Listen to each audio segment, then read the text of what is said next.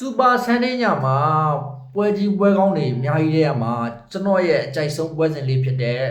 လီဗာပူးနဲ့မန်စီးတီးတို့ပွဲစဉ်လေးကို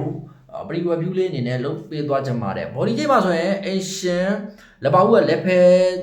မနေ့ပိုင်းမှာဆို35ပြားလောက်ပေါက်တယ်ခုညနေပိုင်းမှာဆိုလက်ဖဲ50လောက်ထိကြီးတက်လာတယ်ကိုပေါင်းကြီးမှာဆို3မိုင်း20ပေါက်တယ်ကိုပေါင်းကြီးကတော့မနေ့ခင်းကြီးနဲ့အခုညနေပိုင်းချင်းနဲ့တူတူလောက်ပဲရှိတယ်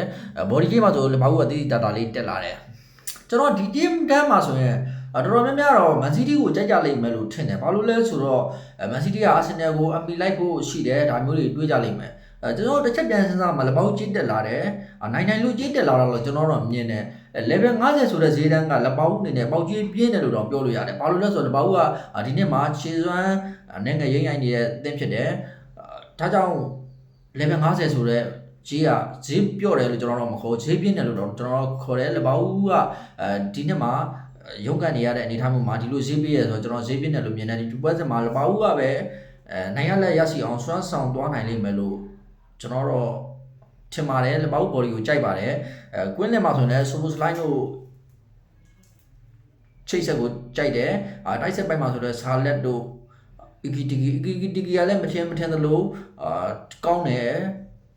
လိုအပ်တဲ့အချိန်မှာဂိုးတွေရှူနိုင်တယ်ဒီပွဲစဉ်မှာကျွန်တော်တို့လီဗာပူးအနိုင်ရလက်ရရှိအောင်ဆွမ်းဆောင်ပြသွားနိုင်လိမ့်မယ်လို့သုံးသပ်ပေးကြပါတယ်အကြိုက်တူတယ်ဆိုရင်မိတ်ဆွေတို့ပိုးလောင်းလို့ရပါတယ်အားလုံးပဲဂုဏ်လက်ပါကောင်းကြပါစေ